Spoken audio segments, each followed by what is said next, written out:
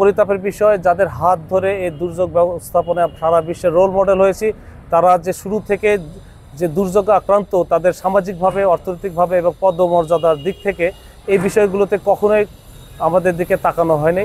আমাদের দীর্ঘদিন থেকে আমাদের প্রতি বৈষম্য করা হয়েছে। পদমর্যাদার দিক থেকে এবং বেতন স্কেলের দিক থেকে এখনও পিছিয়ে আছেন। বর্তমান সরকার একটি ছাত্র এবং জনতার গণ অভ্যুত্থানের প্রেক্ষিতে একটি বৈষম্য বিরোধী সরকার এবং জনগণের সরকার অধিষ্ঠিত হয়েছেন। এখনও ঢাকার রাজপথ এবং সারা দেশ এই কোমলমতি শিশুদের, জনতার রক্তে রঞ্জিত হয়ে আছে। এখনও বাতাসে রক্তে ঘ্রাণ পাওয়া যাচ্ছে। আমরা অনেকে এই আন্দোলনের সঙ্গে সম্পৃক্ত ছিলাম। আন্দোলনটা একটা পর্যায়ে এসে এখন বন্যা দেখা দিয়েছে দেশব্যাপী।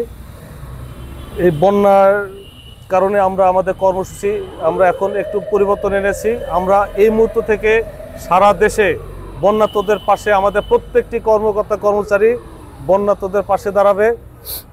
আর রোববার থেকে আমাদের যেসব এলাকায় বন্যা আছে বা দুর্যোগ আছে, সেসব এলাকা বাদে যারা বন্যা এলাকার বাইরে আছেন, তারা আমরা এখানে অবস্থান কর্মসূচি আমরা অব্যাহত রাখবো। প্রাকৃতিক দুর্যোগ যেখানে দেখা যাবে, তখন সেখানে আমরা আমাদের কর্মসূচি স্থগিত রেখে আমরা সেখানে চলে যাব। এই বিষয়টি মাথায় রাখতে হবে।